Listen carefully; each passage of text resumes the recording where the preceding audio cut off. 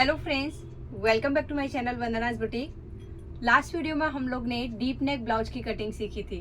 तो फ्रेंड्स, आज उसी के फ्रंट पार्ट की कटिंग मैं आप लोगों के साथ शेयर कर रही हूँ। इसे हम प्रिंसेस कट में करेंगे और इसकी स्टिचिंग भी मैं आप लोगों के साथ शेयर करूँगी। कुछ लोग कमेंट करते हैं कि आप उसके साथ में स्टिचिंग भी बताइए, तो इसमें मुझे पैडेड भी अटैच करने हैं और इसमें मैं ब्लाउज में फुल पाइपिंग नहीं अटैच कर रही हूँ। तो आप कमर में कैसे फोल्ड करेंगे, तो फ्रंट नेक इसका पान नेक किया हुआ है मैंने, तो उसे हम किस तरीके से फिनिशिंग के साथ करेंगे ये सब चीज़ें शेयर करूंगी। और कई बार लोगों की हुक पट्टी और जो आई पट्टी रहती है वो बड़ी हो जाती है, तो इसके साथ में मैं बहुत सारी टिप्स आप लोगों को देने वाली हूँ। इसके लिए वीडियो को बिना स्किप करे एंड तक जरूर देखेगा। अगर आप लोगों ने बैक पार्ट की कटिंग नहीं देखी है तो मैं डिस्क्रिप्शन में लिंक लगा दूंगी, एक बार आप जरूर देखिए। शोल्डर से रिलेटेड मैंने जो डीप नेक ब्लाउज में शोल्डर की प्रॉब्लम आती है उससे रिलेटेड मैंने सारे उसमें डाउट्स दूर करके रखे हैं, तो आपके बहुत सारे डाउट्स दूर हो जाएंगे। उसमें है 5 टिप्स, लेकिन आप लोगों के लिए बहुत काम की चीज है। इसके लिए एक बार उस वीडियो को जरूर देखेगा। अगर आज की वीडियो आप लोगों को पसंद आई तो प्लीज वीडियो को लाइक कीजिए, ज्यादा से ज्यादा लोगों को शेयर कीजिए। अगर फर्स्ट टाइम मेरी वीडियो देख रहे हैं तो सब्सक्राइब करके मेरे चैनल को सपोर्ट जरूर कीजिएगा। तो चलिए आज की कटिंग शुरू करते हैं। तो फ्रेंड्स, बैक पार्ट की कटिंग मैंने पहले से ही करके रखी है। अगर आप लोगों ने बैक पार्ट की कटिंग नहीं देखी है तो मैं डिस्क्रिप्शन में लिंक लगा दूंगी, एक बार आप ज़रूर देखिए। यहाँ पर मैंने अस्तर ले लिया है, उसके ऊपर बैक पार्ट को रखना है। इसे एज इट इज़ हम पूरा ड्रॉ कर लेंगे। उसके बाद उसमें हम प्रिंसेस कट की मार्किंग करेंगे। उसमें हम प्रिंसेस कट के दोनों पार्ट को डायरेक्ट उसी में कटिंग करेंगे। कई बार मैंने बैक पार्ट के ऊपर मार्किंग करके फिर ट्रेस करके नीचे अस्तर में हम अलग से कटिंग करते हैं प्रिंसेस कट। तो आज मैं अलग तरीके से बता रही हूँ, तो आप लोगों को जो तरीका ईजी लगे उस तरीके से आप प्रिंसेस कट की कटिंग कर सकते हैं। तो नीचे से मैंने लंबाई वाली लाइन को ड्रॉ कर लिया है। यहाँ पर से हम आर्मोल वाली लाइन को भी स्ट्रेट कर लेंगे। तो यहाँ पर जब हम प्रिंसेस कट की मार्किंग करेंगे तो हमें थोड़ा एक आइडिया मिलेगा। यहाँ पे आर्मोल है, इसके लिए इन लाइनों को ड्रॉ कर लेंगे। सबसे पहले मैं नेक डीप के लिए मार्क करूँगी। तो फ्रेंड्स, मेजरमेंट आप साइड में देख सकते हैं, मैंने स्क्रीन पर लगाया हुआ है। 7 इंच का नेक डीप है, उसमें हम ½ इंच ऐड करके 7.50 इंच में मार्क करेंगे। अब हमें यहाँ पे स्केल से लाइन ड्रॉ कर लेनी है। नेक की विड्थ रखेंगे नीचे से हम 3 इंच की, और ऊपर की साइड में हमने मार्क करके ही रखा है जो हमारे बैक पार्ट का है, सेम उसी के ऊपर मार्क करना है। यहाँ पर मैंने एक बॉक्स बना लिया है। अब हमें नेक का शेप ड्रॉ करना है। तो 5 शेप मैं यहाँ पर ड्रॉ कर रही हूँ, तो आप अपनी चॉइस के हिसाब से कोई भी नेक शेप यहाँ पे ड्रॉ कर सकते हैं। यहाँ पर मेरा शेप लग गया है और जो पान का पॉइंट आ रहा है वहाँ पर मैं ½ इंच नीचे की साइड में ही डीप करूँगी। यहाँ से हम शेप देते हुए ऊपर की साइड में मिला देंगे। ऊपर हमें ज़्यादा ब्रॉड नहीं करना है, वो पहनने के बाद अपने आप फैल जाएगा। तो यहाँ पर शोल्डर स्लोप करने की वजह से नेक ऊपर की साइड उठ जाता है, तो उसे हमें स्ट्रेट करना है। तो यहाँ पर देखिए, मैं ये लाइन ड्रॉ करके दिखा रही हूँ। यहाँ पे हल्का सा आप लोगों को लाइन दिख रहा होगा। इस लाइन को पहले हमें स्ट्रेट कर देना है।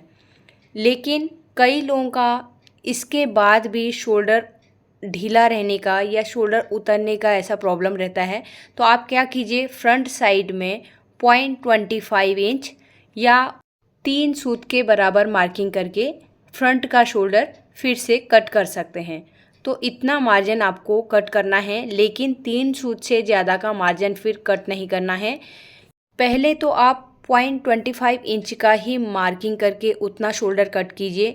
उसके बाद भी अगर थोड़ा बहुत रहता है तो 1 सूत का मार्जिन और ले सकते हैं, उससे ज़्यादा नहीं लेना है। अगर इसके बाद भी आपके शोल्डर उतरने की प्रॉब्लम आ रही है तो आपको समझ जाना है कि यहाँ पर आपने शोल्डर का मेजरमेंट सही तरीके से नहीं लिया है, क्योंकि इतना शोल्डर हम माइनस कर देंगे तो उसके बाद शोल्डर में कोई प्रॉब्लम नहीं आती है। और ये चीज़ को मैंने कस्टमर के ऊपर अप्लाई किया है, इसी के लिए ये चीज़ें मैं आप लोगों के साथ में शेयर कर रही हूँ। अब हम फ्रंट के आर्मोल के लिए पहले मार्किंग कर लेते हैं। तो यहाँ पर केवल मैं पहले लाइन ड्रॉ करके एक शेप लगा लूँगी। इससे हम प्रिंसेस कट की जब मार्किंग करेंगे तो यहाँ पर एक थोड़ा सा हमें आइडिया आ जाएगा फ्रंट के आर्मोल का यहाँ पे मार्किंग है। हमें कटिंग तो प्रिंसेस कट कटिंग करने के बाद ही आर्मोल की कटिंग करनी है। तो ये हमारी फिटिंग वाली मार्किंग थी, इसे भी हम लाइन ड्रॉ कर लेंगे। एपेक्स पॉइंट के लिए मार्किंग करेंगे। 10 इंच की लेंथ है उसमें हाफ इंच ऐड करके 10.5 में हम मार्किंग करेंगे और यहाँ पर एक लाइन ड्रॉ कर लेंगे। अब यहाँ पर हमें फुल बस्ट के मेजरमेंट की ज़रूरत है, तो 32.5 की फुल बस्ट है, उसे हमें 10 से डिवाइड करना है। 10 से डिवाइड करने के बाद 3.2 आता है, उसमें स्टिचिंग का मार्जिन हम ऐड करके 3.75 इंच में मार्क कर लेंगे। नीचे भी हमें सेम मार्किंग करनी है। नीचे की साइड में हमने जो लाइन ड्रॉ करके रखी थी वहाँ से हमें 0.75 अंदर की साइड मार्क करना है। यहाँ पर हम हाफ इंच भी ले सकते हैं, 0.75 इंच भी ले सकते हैं, लेकिन थोड़ा सा यहाँ पे गैप आना चाहिए जो हमने आगे वाला पॉइंट लगाया था उससे। तो इस तरीके से हम लाइन ड्रॉ कर लेंगे। आर्महोल के यहाँ पे हम पहले सेंटर निकाल के एक छोटी सी लाइन ड्रॉ करेंगे और यहाँ पर हमें जो गैप देना है 1 इंच से 1.25 इंच के बीच में हम गैप दे सकते हैं। तो 3 सूत के बराबर मैंने एक साइड दे दिया, दूसरी साइड भी 3 सूत के बराबर दिया है। अब जो हमारा एपेक्स पॉइंट है वहाँ से हम पहले वाले जो पॉइंट के लिए मार्क किया है इस तरीके से स्केल से हम ऊपर की साइड को लाइन ड्रॉ कर लेंगे। तो ये हमारा प्रिंसेस कट का फर्स्ट पार्ट की मार्किंग हो गई है। अब हमें प्रिंसेस कट का शेप लगाना है, तो उससे पहले हम यहाँ पे डार्ट के लिए गैप देंगे। तो 2.5 इंच में मैंने यहाँ पे मार्क कर लिया है। तो फ्रेंड्स इसमें हमें पैडेड करना है, इसके लिए 2.5 इंच का गैप हम दे रहे हैं। अगर आप विदाउट पैड कर रहे हैं तो उसमें आप 0.25 इंच माइनस कर दीजिए, तो 2.25 इंच का ही गैप रख सकते हैं, क्योंकि विदाउट कप वाले में बहुत ज़्यादा पॉइंटेड नहीं आना चाहिए, नहीं तो वो ब्रेस्ट में लूज बैठेगा। अब हम फ्रेंच कर्व लेंगे और यहाँ पर हमें सेंटर में रखना है और प्रिंसेस कट का यहाँ पे हम शेप लगाएंगे। तो हाफ सर्कल टाइप का ड्रॉ करना है। नीचे की साइड में हम फ्रेंच कर्व को उल्टा करेंगे और ऊपर की साइड को लाइन को ड्रॉ कर लेंगे। अब यहाँ पे कंप्लीट करने के लिए हम हाथ से ही शेप लगाएंगे। नीचे की साइड में पूरा कंप्लीट हो गया है। अब हमने ऊपर की साइड में जो सेकेंड वाली लाइन ड्रॉ करी थी वहाँ पे हमें इस लाइन को मिला देना है। एक बार हम नीचे की साइड से पूरी लाइन ड्रॉ करेंगे आर्महोल की साइड को। तो यहाँ पर हमने साइड वाले पार्ट की भी मार्किंग कर ली है। अब हमें इसे नापना है। तो यहाँ पर देखिए मैं किस तरीके से मेजर कर रही हूँ। जो हमारा एपेक्स पॉइंट है वहाँ पर तक हमें फर्स्ट वाली लाइन को गिनना है। तो यहाँ पर कितना आया 6.25 इंच और दूसरी वाली साइड को भी हम जाके 6.25 इंच जहाँ पे आ रहा है वहाँ पे हमें मार्क कर लेना है। अब यहाँ पर आप लोगों को ध्यान देना है, कई लोगों के मुझे कमेंट आ रहे थे कि फ्रंट के पार्ट में हमें कितना बढ़ाना चाहिए लेंथ में। तो अभी तक हमने जो मार्किंग करी हमने बैक पार्ट की मेन लेंथ में ही करी है। अब आप यहाँ पर देखिए हम फ्रंट की लेंथ कैसे बढ़ाते हैं। तो यहाँ से हम नीचे की साइड 1 इंच में मार्क करेंगे और यहाँ पर आके 0.75 इंच में भी मार्क कर सकते हैं। मैंने यहाँ पे 1 इंच ही किया है। अगर बाद में अगर नीचे की साइड में थोड़ा बढ़ेगा तो मैं इसे स्ट्रेट कर लूँगी स्टिचिंग के टाइम पे। अब यहाँ पर सवाल आता है कि हमें 1 इंच हर साइज में बढ़ाना है। तो आपका अगर 32 साइज से कम का ब्लाउज है तो वहाँ पर 0.75 इंच आप बढ़ा सकते हैं। अगर आपका 32 से 40 के बीच में है तो 1 इंच बढ़ाइए और 40 से ऊपर आपका साइज जा रहा है तो आप 1.25 इंच बढ़ा सकते हैं। 45 से ऊपर 46, 47 तक जा रहा है तो आप 1.5 इंच का मार्जिन यहाँ पे रख सकते हैं। जब हैवी चेस्ट रहती है तो हैवी चेस्ट के हिसाब से उतना ही कपड़ा ऊपर की साइड चढ़ता है, इसके लिए नीचे की साइड में 1.5 इंच तक हम बढ़ा सकते हैं।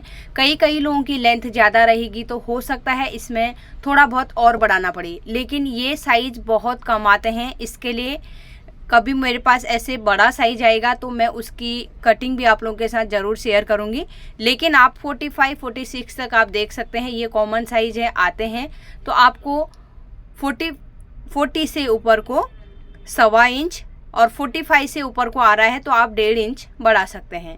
अब हमें एपेक्स पॉइंट से नीचे के पार्ट को मेजर करना है, क्योंकि नीचे के भी पार्ट हमारे दोनों बराबर आने चाहिए। तो एपेक्स पॉइंट में हम पहले सेंटर में मेजर टेप को रखेंगे। यहाँ पर आप देख सकते हैं 5.5 से 1 पॉइंट कम आ रहा है, यानी कि 5.5 से 1 सूत कम में हमें मार्किंग करना है और दूसरी साइड भी हमें सेम मार्किंग करनी है।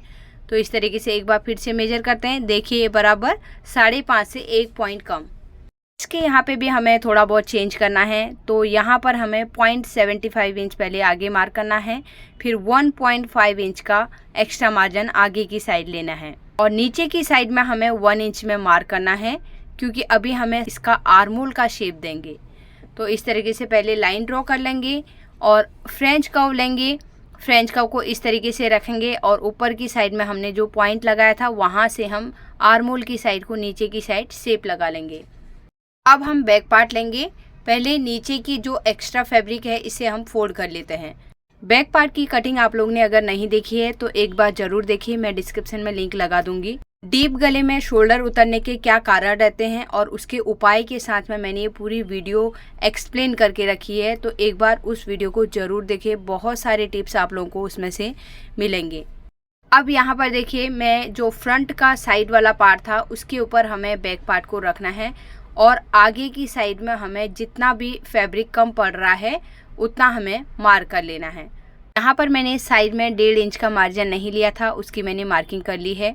अब नीचे की साइड में देखिए इतनी लेंथ बढ़ रही है, तो यहाँ पर हम इस तरीके से लेंथ ड्रॉ कर लेंगे। तो हम इस तरीके से मेजर करके करेंगे तो हमारे कोई भी पार्ट्स छोटे बड़े नहीं होंगे, बराबर तरीके से हमारी फिटिंग भी अच्छे से आएगी। स्केल लेंगे, स्केल से हम नीचे की साइड में इस तरीके से लाइन ड्रॉ कर लेंगे। अब हमें कमर का मेजरमेंट चेक करना है। जो यहाँ पर हमने डार्ट दिया था उसे ये साइड में से हमें बढ़ाना पड़ेगा फर्स्ट पार्ट में, और सेकेंड पार्ट में अगर हम ये डायरेक्ट कटिंग कर देंगे, बढ़ाएंगे नहीं, तो फिर हमारा कमर का मेजरमेंट कम हो जाएगा। इसके लिए जो हमने डार्ट के लिए गैप दिया हुआ है उतना हमारा साइड वाले पार्ट में से बढ़ जाना चाहिए। अब हमें कैसे मेजर करना है ये चीज़ आप ध्यान से देखिए। तो स्टार्टिंग में हमें हुक का मार्जिन अलग से रखना है। इसमें मैंने पहले लाइन ड्रॉ किया था, वहाँ पर हुक का मार्जिन नहीं है, हम अलग से बाहर से ऐड करेंगे। तो स्टार्टिंग में हम रखेंगे तो यहाँ पर आ गया 2.75 इंच, और जो यहाँ पर मार्क किया है वो लाइन को छोड़ के फिर हम आगे की साइड मार्क करेंगे 6.50 में हम पहले यहाँ पे मार्क करेंगे, और बाहर की साइड में हमें 1.50 इंच का एक्स्ट्रा मार्जिन ले लेंगे। तो बाहर वाली को पहले हम ड्रॉ कर लेते हैं। इस तरीके से हम पहले लाइन ड्रॉ करेंगे और ये हमारी फिटिंग वाली मार्किंग हुई। यहाँ पर भी हमने फिटिंग कर लिया है।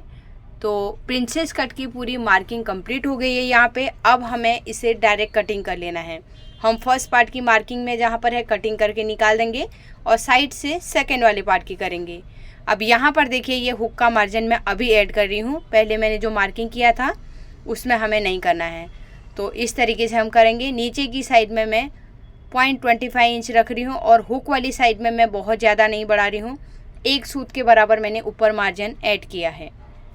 ये इसके लिए किया मैंने क्योंकि नेक ऑलरेडी हमारा ब्रॉड होने वाला है, इसके लिए मैं हुक के लिए मार्जिन उसमें ऐड नहीं कर रही हूँ, तो उसी में एडजस्ट हो जाएगा। अब हमें प्रिंसेस कट की कटिंग करनी है। तो यहाँ पर आप ध्यान से देखिए मैं किस तरीके से कटिंग कर रही हूँ।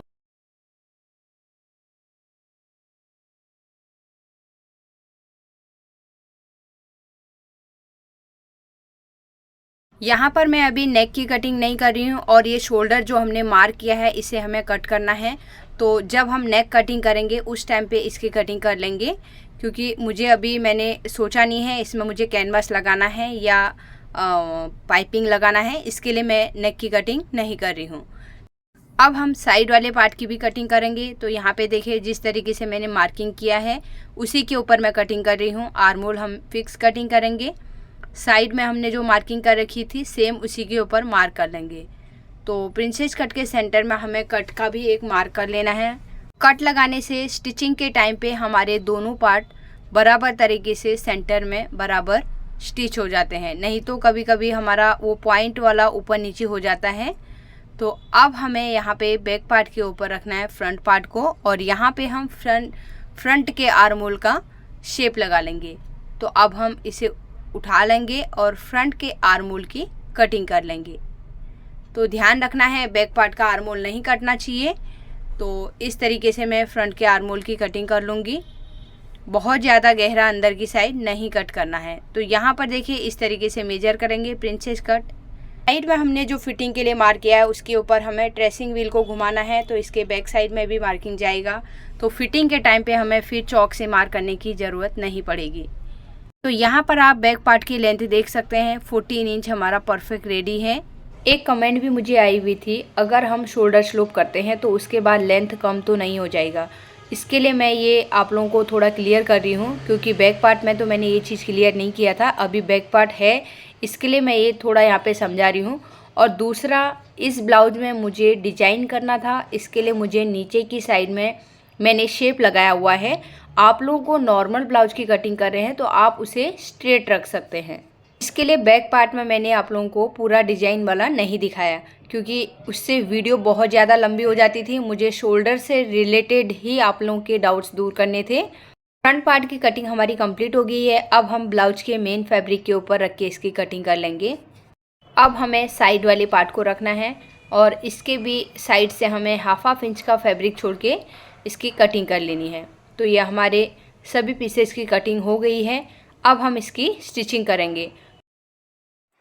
अब सबसे पहले हम अस्तर वाले के ऊपर सिलाई लगा लेंगे। इसमें हमें पैड को अटैच करना है, तो जो साइड वाला पीस है उसे नीचे रखेंगे और जो सेंटर वाला पीस है हम उसे ऊपर रख लेंगे।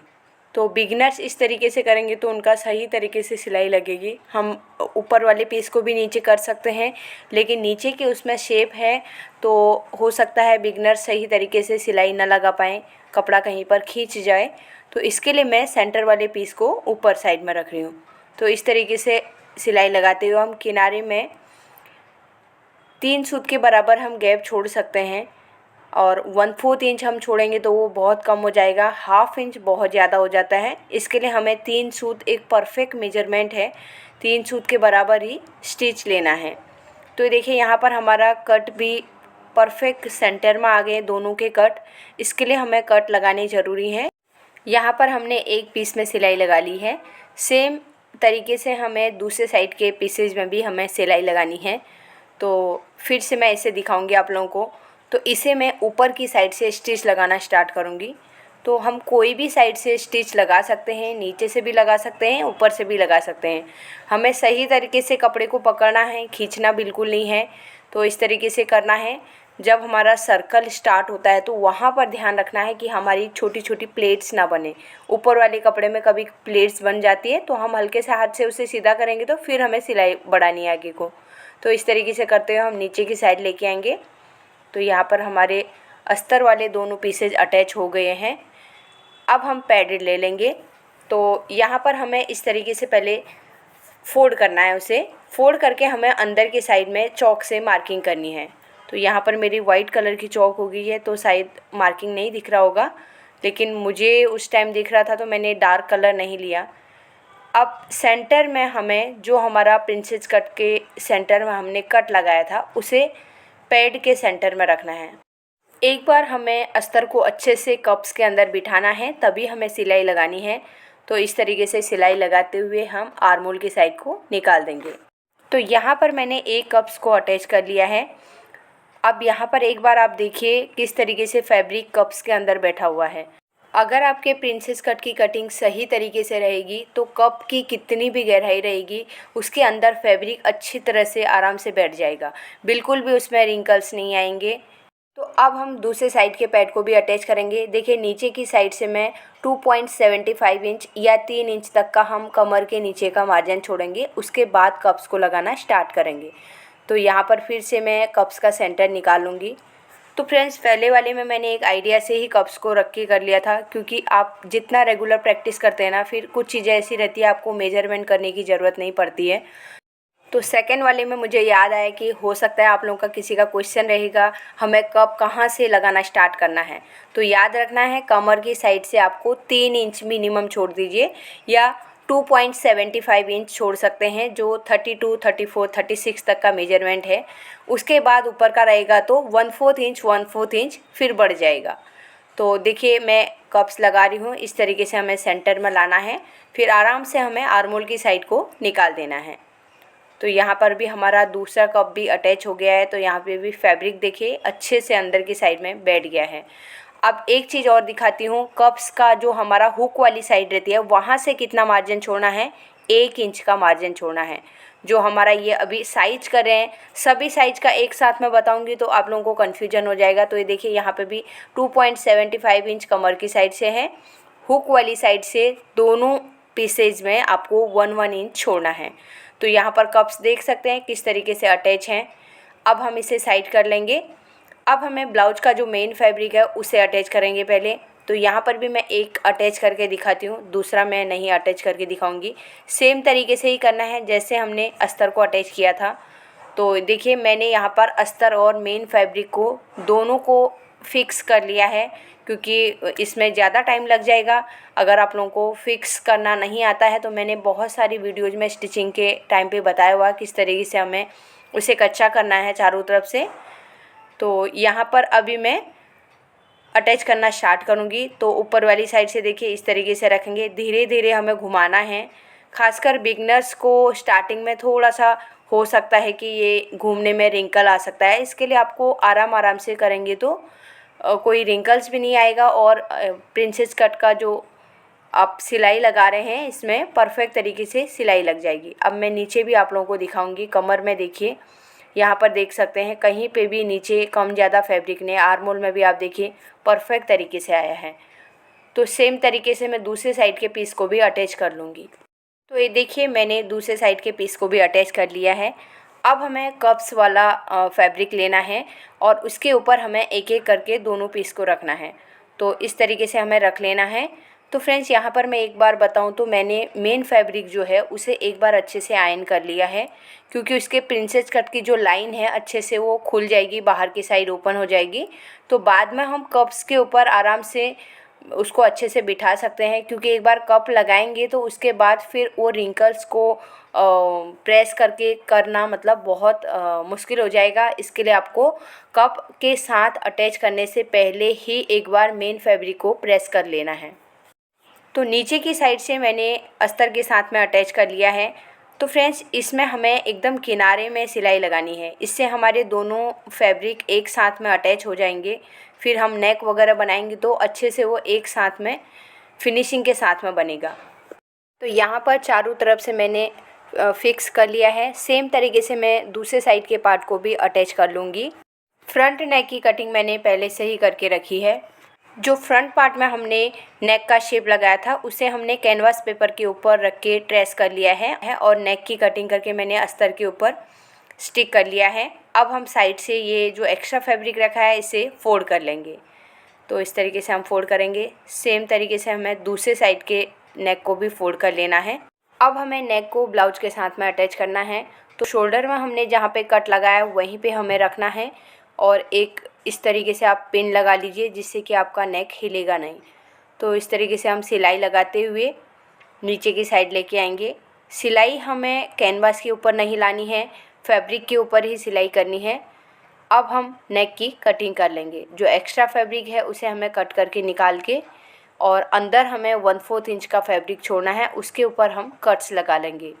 तो ये पान शेप है, जहाँ पर सर्कल आया हुआ है, राउंड आ रहा है, वहाँ पर हमें कट लगाना ज़रूरी है। तो इस तरीके से हम सिलाई लगाएंगे, बाहर की साइड ओपन कर लेंगे। तो ये देखिए अगर आप साथ साथ में प्रेस नहीं लगाना चाहते हैं तो इस तरीके से स्टिच करके करेंगे तो आपका नेक की फिनिशिंग बहुत अच्छे से आएगी। सेम तरीके से हम दूसरे साइड के नेक को भी अटैच कर लेंगे।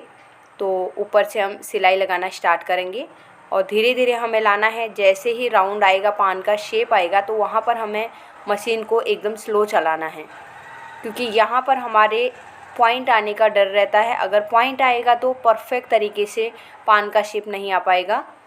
तो इस तरीके से अगर डबल सिलाई लगानी है तो लगा सकते हैं। अब हम कटिंग कर लेंगे और अंदर की साइड में जहाँ पर राउंड है वहाँ पर हमें कट लगाना है। इसे भी हम बाहर की साइड पलट लेंगे और यहाँ पर देखिए हुक पट्टी के साथ हमें मापना है। दोनों पट्टी हमारी बराबर आनी चाहिए। तो एक चीज़ यहाँ पे मैं बताना चाहती हूँ आप लोगों को। यहाँ पर देखिए जो हम ब्लाउज की लंबाई जब हम 1 इंच नीचे की साइड बढ़ाते हैं प्रिंसेस कट के फर्स्ट पार्ट में, यहाँ पर हल्का सा नीचे की साइड लग रहा है। मैं इसे कट कर लूँगी, क्योंकि पहले रखना ज़रूरी है, क्योंकि हर मटेरियल सेम नहीं आता है। इस मटेरियल के थ्रेड्स बहुत ज़्यादा नहीं निकल रहे हैं, इसके लिए उसकी लंबाई बराबर थी। कई ब्लाउज का मटेरियल ऐसा रहता है कि सिलाई करते करते उसका 1/4 इंच तो फैब्रिक आराम से निकल जाता है, तो उनमें फिर लंबाई बहुत ज़्यादा कम हो जाती है। इसके लिए मैं यहाँ पे 1 इंच तो मैंने दोनों साइड रखा था। अभी यहाँ पे बराबर हमारा फैब्रिक है, थ्रेड्स नहीं निकले हैं, तो इसके लिए मैंने हल्का सा कट कर लिया है, नहीं तो वो लंबाई नीचे की साइड हो जाती है। क्योंकि जो लोग दुबले पतले लोग रहते हैं उनको चेस्ट का साइज़ कम रहता है, तो उनको ये लेंथ भी कम लगती है। अगर हैवी चेस्ट रहेंगे तो उनके लिए फिर ये लेंथ कम नहीं होनी चाहिए। तो यहाँ पर देखिए मैंने कमर के लिए पट्टी कट करके रखी थी। अब मैं कमर में अटैच करूँगी, क्योंकि मुझे ब्लाउज में पाइपिंग यहाँ पे अटैच नहीं करना है। जब हम कमर में पाइपिंग अटैच नहीं करते हैं तो फिर हमें पट्टी अटैच करनी चाहिए। इससे कमर की फिटिंग अच्छे से बैठती है, ब्लाउज नीचे की साइड सपोर्ट रहता है, उसको कमर में बैठा रहता है। तो इस तरीके से एक बार आप पट्टी अटैच करके देखिए, इसकी फ़िटिंग कमर में बहुत अच्छे से बैठती है। ब्लाउज कमर में जल्दी लूज नहीं होता है। बहुत फ़र्क पड़ता है अगर हम डायरेक्ट फोल्ड कर देते हैं 1/2 इंच और हम पट्टी अटैच करते हैं, तो दोनों के ब्लाउज में बहुत फ़र्क रहता है। तो देखिए मैंने अस्तर के किनारे में भी सिलाई लगाई। अब अस्तर के किनारे में सिलाई लगाने के बाद हम इसे अंदर की साइड में फ़ोल्ड कर लेंगे। अब मैंने ब्लाउज के किनारे में सिलाई लगा रही हूँ। तो इस तरीके से हमने सिलाई लगा ली है। ये 5 नंबर का स्टिच नहीं करना है, इसे आपको नॉर्मल स्टिच करना है, क्योंकि इसे हमें ओपन नहीं करना है। अब अंदर की साइड में जो अस्तर है इसमें हेमिंग करना पड़ता है। तो यहाँ पर आप एक फोल्ड करके उसे फिर इसमें 5 नंबर का स्टिच लगा दीजिए। बाद में हम इसमें हेमिंग करेंगे। सेम तरीके से हम दूसरी साइड की पट्टी को भी अटैच कर लेंगे। अब हम हुक पट्टी को चेक करेंगे। हमारी हुक पट्टी बराबर आनी चाहिए। उससे पहले साइड में जो एक्स्ट्रा फैब्रिक है पट्टी का, उसे हम कट करके निकाल देंगे। तो यहाँ पर इस तरीके से रखना है। अभी हमारे हुक पट्टी बराबर आ रही है, लेकिन कई बार हमारे इसके बाद भी एक पट्टी छोटी और एक पट्टी बड़ी रह जाती है। तो आज से आपकी हुक पट्टी छोटी बड़ी नहीं होगी। मैं एक ट्रिक आप लोगों के साथ शेयर कर रही हूँ। तो यहाँ पर देखिए हम एक साइड से सिलाई लगाना स्टार्ट करेंगे और धीरे धीरे हमें सिलाई को पीछे बढ़ाना है। हमारा जैसे ही कपड़ा पीछे की साइड जाएगा, हमें पीछे से उंगली से रोक के रखना है। वो कपड़ा हमारा वहाँ पे इकट्ठा हो जाएगा। एक बार मैं फिर से आप लोगों को दिखाती हूँ। हमें ब्लाउज को लेना है, एक साइड से सिलाई लगाना स्टार्ट करेंगे, पीछे से हमें कपड़े को रोक के रखना है और एकदम किनारे में सिलाई लगानी है। तो फ्रेंड्स यहाँ पर इस तरीके से जब पूरा कपड़ा बाहर निकल जाएगा तब हमें कपड़े को एक साथ में छोड़ना है। तो यहाँ पर देखिए बराबर तरीके से पट्टी हमारी आ रही है। इस तरीके से नज़दीक में सिलाई लगने से हमारा कपड़ा इकट्ठा हो जाता है और वो फैलता नहीं है। तो हमारी फिर आई पट्टी और हुक पट्टी इसमें से कोई भी बड़ी और छोटी नहीं होगी। अब हम हुक पट्टी को अटैच करेंगे। इसके बाद मैं आप लोगों को दोनों पट्टियों को रख के दिखाऊंगी। तो यहाँ पर मैंने 1.5 इंच चौड़ी पट्टी ली है और लेंथ मैंने ब्लाउज की लेंथ से मेजर कर लिया है। यहाँ पर मैंने एक साइड से पहले अटैच कर लिया है। अब इसे हम बाहर की साइड ओपन करेंगे। तो अब हमें अस्तर के किनारे में सिलाई लगानी है। तो फ्रेंड्स यहाँ पे हम किनारे में सिलाई लगाते हैं तो बाहर की साइड में हमारा अस्तर नहीं दिखेगा। कई बार बाहर की साइड निकला हुआ अस्तर रहता है, तो हम किनारे में सिलाई लगाएंगे तो हमारा अस्तर बाहर की साइड में खींचेगा नहीं। जब ब्लाउज पहनने के बाद हुक में जोर लगता है तो कई बार अस्तर बाहर की साइड सरका हुआ दिखता है, तो वो चीज़ें ना आए, इसके लिए मैं ये इस तरीके से आप लोगों को बता रही हूँ। तो इस तरीके से आप करेंगे तो परफेक्ट तरीके से आपकी हुक पट्टी अटैच होगी। तो यहाँ पर 5 शेप है, तो मैंने ऊपर की साइड में से वही शेप के हिसाब से पट्टी को फोल्ड किया है। तो यहाँ पर आप देख सकते हैं वैसे ही पान का पॉइंट आया हुआ है। अब हम आई पट्टी को अटैच करेंगे। तो आई पट्टी को अटैच करने के लिए देखिए फ्रेंड्स, मेरा 11 इंच का डीप नेक था बैक साइड में, तो उसमें से मैंने जो नेक कटिंग किया उसकी पट्टी बच गई। तो इसमें आई पट्टी के लिए दोनों फैब्रिक का मैं यूज करती हूँ। फ्रंट का जो मेन फैब्रिक है ब्लाउज का और अंदर का अस्तर में केवल मैं हुक पट्टी में केवल मैं अस्तर का ही यूज करती हूँ। तो यहाँ पर देखिए एक साइड से हम रख के पट्टी को अटैच कर लेंगे। तो यहाँ पर भी मैंने पट्टी की चौड़ाई 1.5 इंच की ली है। तो एक साइड की पट्टी मेरी अटैच हो गई है। नीचे से हम इसे फोल्ड करेंगे। तो फ्रेंड्स साइड में हमें अंदर की साइड फोल्ड करना है। अगर आप बिगनर्स हैं तो मैं एक तरीका यहाँ पे बताती हूँ। एक बार आप यहाँ से 1/2 इंच अंदर की साइड फोल्ड करके किनारे वाली साइड को फोल्ड कर लीजिए। फिर अब नीचे की साइड से इस तरीके से हम पहले नीचे वाला जितना भी फैब्रिक है ज़्यादातर हमें 1 इंच का रखना है, उससे ज़्यादा नहीं रखना है। तो उसे हम फोल्ड कर लेंगे और इस तरीके से हम जहाँ पर हमारा कपड़ा जुड़ा हुआ है ठीक उसके ऊपर हमें पट्टी के ऊपर लगाना है। ब्लाउज के ऊपर सिलाई नहीं आनी चाहिए, पट्टी के ऊपर हमारी किनारे में हमारी सिलाई लगनी चाहिए। और गले की साइड में हमारा जो एक्स्ट्रा फैब्रिक है उसे अच्छे से हमें फोल्ड करना है, क्योंकि यहाँ पे पान का पॉइंट है तो पॉइंट दिखना चाहिए। तो इस तरीके से हम रख लेंगे और इसे अच्छे से अंदर की साइड में एडजस्ट करेंगे। और बाहर के साइड भी एक्स्ट्रा फैब्रिक हमारा निकलना नहीं चाहिए कि धागे वागे निकल गए। अगर हमें फिनिशिंग के साथ में काम करना है तो जो अंदर के धागे वगैरह हैं वो हमारे अंदर ही रहने चाहिए, बाहर नहीं दिखने चाहिए। तो एक बार मैं फिर भी आप लोगों को दिखाती हूँ किस तरीके से हमारा अटैच किया है। तो ये देखिए हमारी बिल्कुल भी ये पलटने के बाद भी धागे बाहर नहीं निकले हैं। तो इस तरीके से हमें पट्टी को अटैच करना है। यहाँ पर मैंने आई पट्टी के ऊपर हुक पट्टी को रख लिया है और लेंथ देखिए आप बराबर तरीके से है। और हमारा नेक आप एक बार मैं दिखा लेती हूँ। तो ये देखिए पान हमने गला किया था, फ्रंट में हुक है फिर भी हमारा पान का पॉइंट दिख रहा है। तो इस तरीके से आना चाहिए, ऊपर की साइड में ऐसे ही स्ट्रेट रहना चाहिए। अब मैं एक चीज़ यहाँ पे आप लोगों को क्लियर करती हूँ। जब हम शोल्डर स्लोप करते हैं तो कई लोग कटिंग के टाइम पे भूल जाते हैं, या कभी बनने के बाद क्या हो जाता है जब हम पट्टी वट्टी रेडी करते हैं तो उसके बाद भी गला ऊपर की साइड चला जाता है। तो आपको क्या करना है, देखिए इस तरीके से स्केल लेना है और चौक लीजिए, जहाँ पर हमारा शोल्डर का लास्ट पॉइंट है वहाँ से गले की साइड में स्ट्रेट कर दीजिए और इस तरीके से कटिंग करके उसको निकाल दीजिए। तो आपका गले में फिर ऊपर की साइड में लूज नहीं बैठेगा। तो ये कट करने से कोई प्रॉब्लम नहीं है, क्योंकि कई बार ज़रूरी नहीं है कि हमें कटिंग के टाइम पे ही सब कुछ काट के रख देना है। सिलने के टाइम पे भी हम लोगों को कई बार धागे वागे निकलते हैं, तो उस टाइम पे फिर कभी बहुत ज़्यादा कम हो गया, तो इसके लिए हमें स्टिचिंग के साथ साथ में हमें देखना है कि किस तरीके से हमें उसकी फिनिशिंग लानी है। तो बहुत बार आर्म होल को हमें थोड़ा शेप देना पड़ता है या ऐसे ही शोल्डर को करना पड़ता है, तो एक साथ में नहीं होता है। इसके लिए मैं आज ये स्टिचिंग की वीडियो आप लोगों के साथ शेयर कर रही हूँ। तो यहाँ पर आप लोग ने देख लिया किस तरीके से मैंने पैडेड अटैच किया और कमर में कैसे मैंने पट्टी को अटैच किया और गले को देखो मैंने कैनवास अटैच किया है। पैडेड देखिए अंदर की साइड में पूरा फैब्रिक अच्छे से बैठा हुआ है। कई बार फैब्रिक इस तरीके से अंदर की साइड में कप्स में बैठता नहीं है, तो अगर सही तरीके से कटिंग नहीं रहेगी तो वो ही फैब्रिक अंदर नहीं बैठेगा। तो आप एक बार मेरी कटिंग के तरीके से ज़रूर एक बार ट्राई कीजिए। अब एक बार मैं आप लोगों को बैक पार्ट के साथ में शोल्डर को अटैच करके दिखाती हूँ। जब हम नेक को कैनवास पेपर से पलट के रखते हैं तो हमें शोल्डर को किस तरीके से अटैच करना चाहिए। तो ये देखिए बैक शोल्डर को ओपन कर लेना है और उसके अंदर हमें फ्रंट के शोल्डर को रखना है और 1/2 इंच का गैप देके हमें स्टिच लगा लेना है। तो अब हमें बाहर वाला जो बैक का शोल्डर है उसे बंद करना है, ये जो कैनवास है उसे पलट लेना है। तो अब हम फिर इसके ऊपर से दोबारा से सिलाई लगा लेंगे।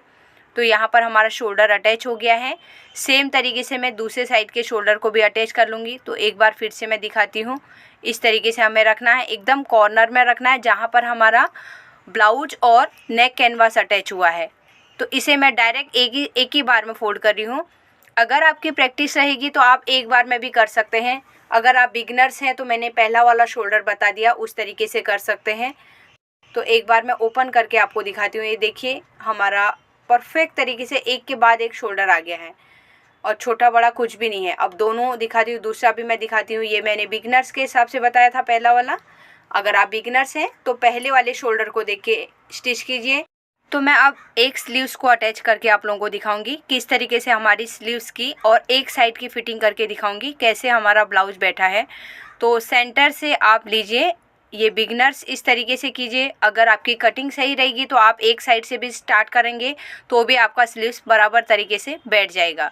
अगर आपको थोड़ा सा भी डाउट है तो आप सेंटर में ही पहले रखिए शोल्डर के साथ में और इस तरीके से स्टिच कीजिए स्लीव्स को। तो एक साथ में हम पकड़ लेंगे और इस तरीके से हमें धीरे धीरे सिलाई को लेके आना है। तो इस तरीके से हम बाहर की साइड को निकाल देंगे। अब मैं दूसरी साइड के स्लीव्स को अटैच करना बताऊंगी, लेकिन इसे मैं एक साइड से ही लगाऊंगी। तो आपका डाउट यहाँ पर भी दूर होगा। हम सेंटर से अटैच करते हैं तो स्लीव्स बराबर लगता है, एक साइड से हम अटैच करते हैं तो एक साइड को फिर बड़ा हो जाता है। तो यहाँ पर आप देखिए मैं किस तरीके से अटैच कर रही हूँ। स्लीव्स की कटिंग आपकी सही होनी चाहिए। आप बॉडी आर्मोल के हिसाब से ही आप स्लीव्स की कटिंग करेंगे तो आपका स्लीव छोटा बड़ा बिल्कुल भी नहीं होगा। तो शोल्डर तक हमने सिलाई लगा ली है। अब हम दूसरी साइड की तरफ को स्लीव को अटैच करेंगे। तो यहाँ पर आप देखिए और यहाँ पर भी देखिए, ये परफेक्ट तरीके से हमारा स्लीव्स आ गया है। ना तो ब्लाउज का पार्ट बड़ा है और ना ही स्लीव्स बड़ा है। तो आपको कटिंग के टाइम पर ध्यान देना है, जब बॉडी पार्ट की कटिंग करेंगे, आर्मोल कटिंग करेंगे, उसी आर्मोल के मेजरमेंट से आपको स्लीव्स की कटिंग करनी है। तो मैं एक साइड की फिटिंग आप लोगों को करके दिखाऊंगी। यहाँ पर मैंने पहले से ही मार्किंग करके रखी है, उसी के ऊपर स्टिच करके दिखा रही हूँ। उसके बाद मैं आर्मोल की आप लोगों को सिलाई दिखाने वाली हूँ, जो हमारी एक लाइन में रहेगी। तो फ्रेंड्स, एक चीज़ मुझे यहाँ पे क्लियर करना है। मुझे एक लास्ट वीडियो में ही कमेंट आई हुई है कि इसके बैक पार्ट में मैंने शेप दिया हुआ है। तो फ्रेंड्स, इसका बैक पार्ट का डिजाइन वैसा है, इसके लिए मैंने शेप दिया हुआ है। आप लोगों को स्ट्रेट ब्लाउज बनाना है तो आपको उसी के हिसाब से स्ट्रेट कटिंग करना है। उसमें मैं थोड़ा क्लियर करना उसमें भूल गई थी, लेकिन मैंने उस समय तो सीधा ही दिखाया था। वो थोड़ा बहुत लास्ट का मार्किंग दिखा होगा, तो हो सकता है कि इसकी वजह से कन्फ्यूजन हो रहा होगा। तो यहाँ पर अभी आप देखिए, ये सिलाई देखिए हमारी आर्मोल की साइड की इस तरीके से कटिंग रहेगी, तो आपकी भी सिलाई इसी तरीके से आने वाली है। तो यहाँ पर आपने देख लिया है, दोनों साइड की सिलाई सेम आ गई है। तो दूसरी साइड की फिटिंग मैंने नहीं दिखाई, वीडियो बहुत ज़्यादा लंबी हो जाएगी। तो यहाँ पर एक बार हम कमर का मेजरमेंट चेक करेंगे। देखिए, हमारे बैक साइड में शेप था, डिजाइन था, उसके बाद भी मैं यहाँ पे आप लोगों को दिखाऊंगी। 26 इंच की हमारी कमर है। तो ये देखिए 26 इंच परफेक्ट है। हमें केवल आई वाली पट्टी को छोड़ देना है, उसको नहीं गिनना है। तो यहाँ पर आपने ब्लाउज़ देख लिया है किस तरीके से किया है। और बैक पार्ट का आप थोड़ा सा ध्यान रखिए, मैंने इसमें डिजाइन किया है, इसके लिए शेप दिया है। तो आपको स्ट्रेट रखना है, तो आपको उसी हिसाब से स्ट्रेट रखना है। देखिए, सेंटर में भी ऊपर की साइड गया हुआ है। तो आपको इस ब्लाउज को देख के नहीं करना है, आपके हिसाब से आपको अपने ब्लाउज की कटिंग करनी है। तो फ्रेंड्स, आज की वीडियो यहीं पे समाप्त करते हैं। अगर आज की वीडियो आप लोगों को पसंद आई तो प्लीज़ वीडियो को लाइक और शेयर ज़रूर कीजिए। अगर फर्स्ट टाइम मेरी वीडियो देख रहे हैं तो सब्सक्राइब करके बेल बटन को प्रेस करना मत भूलिए, क्योंकि आपको आने वाली वीडियो का नोटिफिकेशन मिलेगा। मिलते हैं एक नई वीडियो के साथ में। Thanks for watching.